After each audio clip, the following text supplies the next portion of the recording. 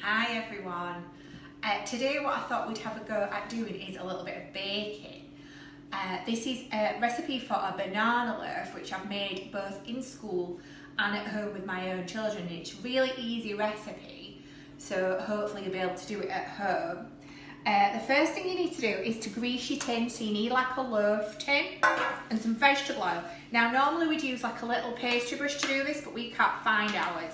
So what we're going to do is just pour a little bit of oil in the dish and then use this kitchen roll just to wipe it all the way around. So you could do that with a pastry brush if you have one, and that means that your cake won't stick to your tin. Okay, now I didn't know if everybody would have weighing scales at home, so I've done the recipe so you don't need weighing scales. All you need is a big tablespoon. Okay, so how this recipe works is you have a wet bowl and a dry bowl. So you put your dry ingredients in one bowl. So if you can see, I've got 220 grams or 9 tablespoons of plain flour in here. And to that, I'm going to add 5 tablespoons or 100 grams of caster sugar. Okay, and then I'm going to add 2 level teaspoons, so that's not heaped teaspoons, nice and level, of baking powder. Okay, so I think that's everything for my dry bowl. And then in my wet bowl, I need 2 bananas. Now, if you eat bananas really quickly, you'll have to put 2 to one side so they go nice and ripe. You need nice ripe bananas, not fresh ones from the shop for this recipe. So if we put those in a different bowl, take the skins off.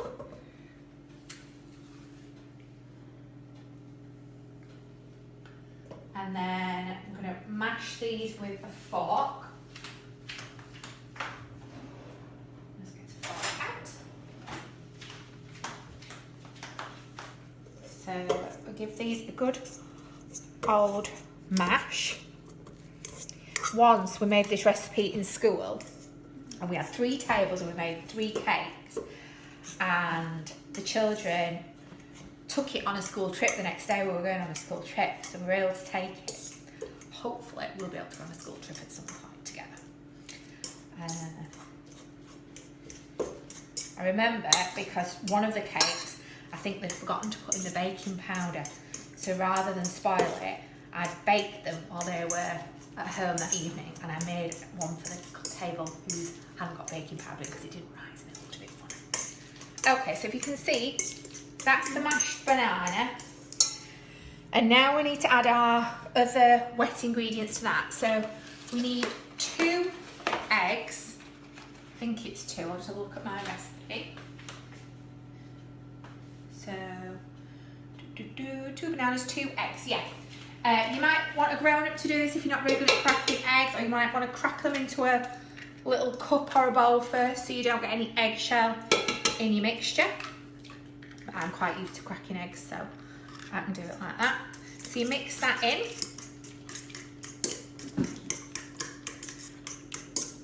And then you need your vegetable oil or sunflower oil. This is an oil cake as opposed to a butter cake.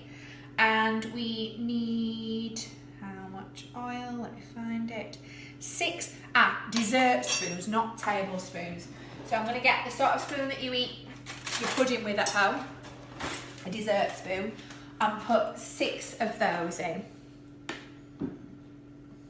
1, 2, 3, 4, 5, 6 of those. Okay. So give that a little mix up with a fork. And then this one, which is vanilla extract, we need 2 teaspoons of vanilla extract. I've lost my teaspoon again. Oh, no teaspoon. There it is. Got one. So actually with this you could use the lid of the bottle. 2 of those. Okay. Now the only thing we've got to put in now is the dried fruit. It's up to you what. Okay, so found my wooden spoon. Now, any dried fruit you like can go in this really. We usually put sultanas or raisins in it and cherries because my children love cherries. So you need 6 tablespoons of dried fruit. So I'm going to put 4 of sultanas.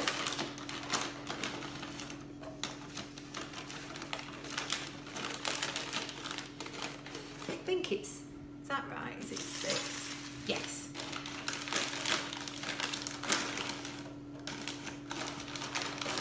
So about 4 of sultanas. And then I'm going to do a couple of cherries because my family love these kind of cherries. So 1, 2 of those. Okay. So that is your bowl with all your wet ingredients in. So if you give those a mix around with the spoon. Have I put the vegetable oil in? Yes, good. And then you add your dry ingredients, that's your flour, your sugar and your baking powder, to the wet ingredients and give that a good mix round. Now, I should have told you really to put your oven on before you started, but you need your oven on about 180 for this cake.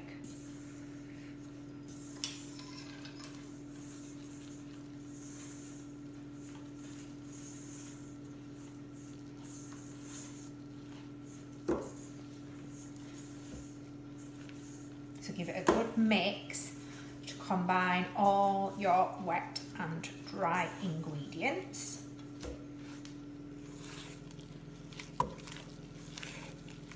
And you need to bake it about 180 for about 40 minutes till it's nice and brown on the top and coming away from the edges of the tin.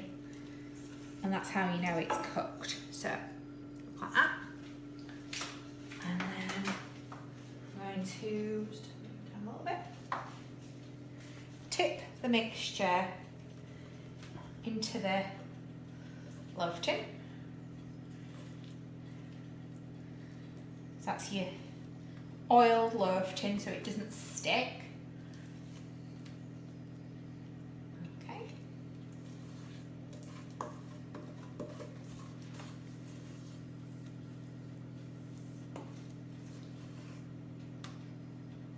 You've got a scrapey thing to get everything around the sides, that's good. I haven't got one, so I'm just using my spoon.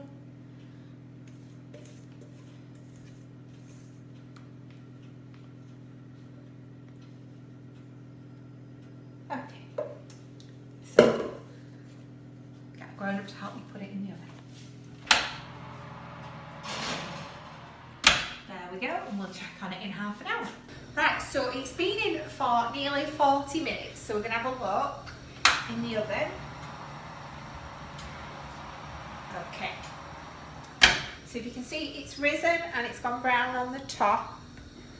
I actually think it needs a little bit longer, so I'm going to put that back in the oven for another 5-10 minutes, okay? Because if you can see, it still looks a bit squidgy there, doesn't it?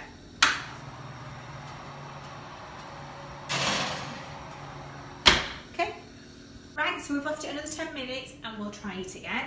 So it's been in total for about 45-50 minutes. I think that looks better. Okay, so I'm going to leave it to cool. Got a wire wrap here. And then when it's cool, we can tip it out. Okay.